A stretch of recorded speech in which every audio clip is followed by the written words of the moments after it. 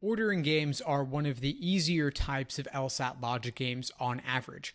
And one of the things that typically indicates an ordering game is that you have a sequence of variables that are being ranked or are occurring over a period of time. Oftentimes, none of them are occurring simultaneously, and that is your indication that they must be ordered because nothing is happening at the same time. They'll often involve placing variables in specific slots and telling you that they cannot be in other slots. They often involve variables occurring consecutively or being adjacent to each other, or not being consecutive and not being adjacent to each other. They'll often involve placing spaces between variables and telling you that certain variables must come before or after other variables. So keywords are before, after, sequences in order, chronologies involving time or numbers, rankings, days of the week. Those are all typically associated with ordering games.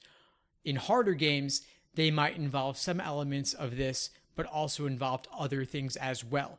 But on average, if you see these keywords, you see these concepts, you're often going to be dealing with an ordering game.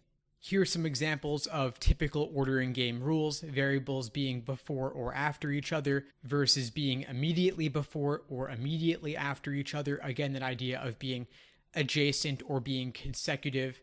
You'll often have variables being related to the first or last space as well. There's two types of ordering games. You have relative ordering games, which involve just loosely relating variables to each other. This is often known as relative ordering or relative sequencing or pure sequencing, lots of different names, all the same thing. Here's an example of what a diagram for relative ordering might look like. I have an example of a logic game that I've created that is of this type, linked below this video. On the other hand, you have strict ordering games, which involve placing variables in relation to specific slots on a diagram. And here's an example of what that might look like. So you see here we have 7 slots and we're inserting variables onto specific slots. Again, I have an example of a game like this one linked below this video if you'd like to check that out and see what that looks like in practice. Grouping selection games, also known as in and out games, are one of the relatively harder game types that give students a lot of trouble. Here, we are choosing or picking some variables but not others from a list. These games often involve conditional rules, conditional reasoning, such that if we have one variable, then we do not have another variable, or if we lack a variable, then we must have another. So a lot of these games come down to the difference between having a positive variable, then a negative variable, versus a negative arrow positive. And I have some links to articles below this video relevant to this game type and these concepts if you'd like to find out more. Now, common tasks these games involve: which variables must be selected or chosen to be in, which cannot be selected, chosen to be out, which variables require that others be chosen or not be chosen, and which variables being out require other variables to be chosen or not to be chosen. A lot there. It seems more abstract than it is. Real examples will make this more palatable and understandable for you. So again, links below this video with all the details on those concepts. Now, ultimately, our task is to determine which are chosen and which are not from the total set of variables. So here we have an example of what a diagram for a grouping selection game could look like. This is from a game that I created. There's a link to it below this video. Here we have, if G is in, then E must be out. So G requires not E. Positive variable requires a negative variable, and it's contrapositive. If E is in, then G must be out. So positive followed by negative, at least one of G and E must be out. On the contrary, we have a negative variable E followed by a positive variable J. So if E is out, then J must be in. Contrapositive, if J is out, then E must be in. So the J-E relationship establishes at least one variable in and the G-E relationship establishes at least one of G and E must be out. Now, I walk through the full setup for this game in the link below this video, but again, this is an example of what a fairly complicated in and out game diagram might look like. There are simpler games, there are more complex games, all within the selection category, and these are essential to understand. I cannot emphasize this enough. These games have come up again and again over the course of LSAT history. You have the classic Birds in the Forest game, Test 33 Game 2. You have the Photograph game, Test 45 Game 3. You have 58 Game 2 with the Volunteers. It goes on and on and on. So master this game type or else you're leaving points on the table. Again, lots of links to various articles and games illustrating these concepts below this video. Check them out. Can't emphasize it enough. Master this game type.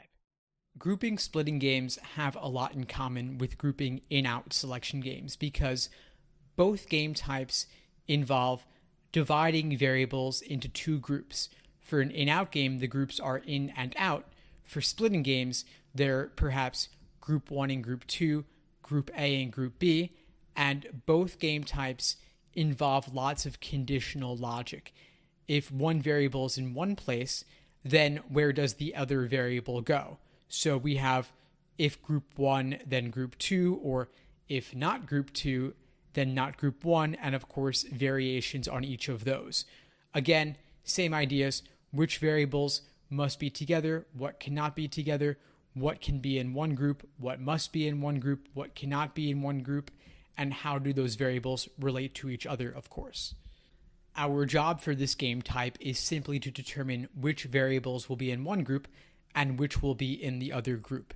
And here I have an example for you of what a grouping splitting game diagram might look like. Notice here that I'm using subscripts. We have if G sub H requires D sub J, then what would the contrapositive of that be? Well, if there are only two groups, let's say they're H and J, and D were not in J, what would that be? Well, if D were not in J, then D would be in H. And if G were not in H, then G would be in J.